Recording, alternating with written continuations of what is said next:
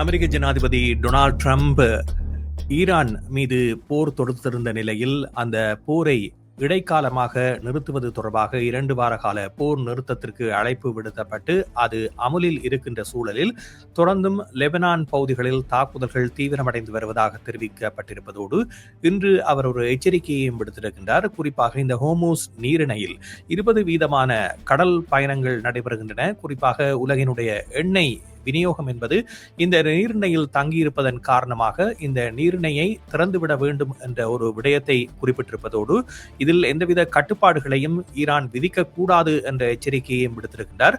குறிப்பாக ஈரான் தற்பொழுது அந்த பகுதிகளால் செல்லுகின்ற கப்பல்கள் மீது கட்டணம் வசூலிப்பதாக தெரிவிக்கப்பட்ட குற்றச்சாட்டை அவர் ஒரு எச்சரிக்கையாக இப்பொழுது உடனடியாகவே அதனை நிறுத்த வேண்டும் என்ற கோரிக்கையோடு முன்வைத்திருக்கின்றார். இதே நேரத்தில் இன்றைய தினம் அல்லது நாளை மறுதினத்துக்குள் பாகிஸ்தானின் ஊடாக பேச்சுவார்த்தைகள் ஆரம்பிக்கப்படும் என்ற சூழ்நிலையில் இப்பொழுது அந்த பேச்சுவார்த்தைகள் நடைபெறுமா என்ற கேள்விகள் கூட எழுந்திருக்கின்றன. இது தொடர்பாக பலரும் கேள்விகளை எழுப்பியிருக்கின்றார்கள். இந்த 2 வார கால போர் நிறுத்தம் என்பது தொடருமா அல்லது இது முறிவடைய போகின்றதா என்ற கேள்விகள் உலக மட்டத்தில் ஒரு பேசு பொருளாக மாறியிருப்பதை காணக்கூடியதாக இருக்கின்றது. இந்த சூழலில் தான் இப்பொழுது டொனால்ட் ட்ரம்ப் அவர்கள் இந்த எச்சரிக்கையை விடுத்திருக்கின்றார். 20% நடைபெறுகின்ற இந்த ஹோர்முஸ் நீரிணை வழியான கப்பல் போக்குவரத்து அமைதியாகவும் சுமூகமாகவும் நடைபெற வேண்டும் என்ற ஒரு விடயத்தை குறிப்பிட்டிருக்கின்றார். அதே நேரத்தில் இஸ்ரேல் மற்றும் ஹெஸ்புல்லா இடையிலான தாக்குதல்கள் லெபனானில் தொடர்ந்து இடம்பெற்று வருவதாக அங்கிருந்து கிடைக்கும் செய்திகள் தெரிவிக்கின்றன. ஈரான் அமைச்சர் இஸ்ரேல் தாக்குதல்கள் போர் நிறுத்த ஒப்பந்தத்தை மீறுவதாக குற்றம் சாட்டியிருக்கின்றார்.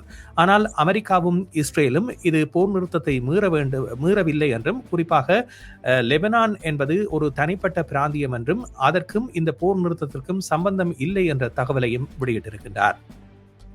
இதற்கிடையில் பாகிஸ்தானில் அமைதி பேச்சுவார்த்தை நடத்த திட்டமிட்டிருக்கின்ற நிலையில் இது அமெரிக்க துணை ஜனாதிபதி ஜேடி வேன்ஸின் பிரசன்னத்தோடு இடம்பெறும் என்ற தகவல்கள் வெளிவந்திருக்கின்றன.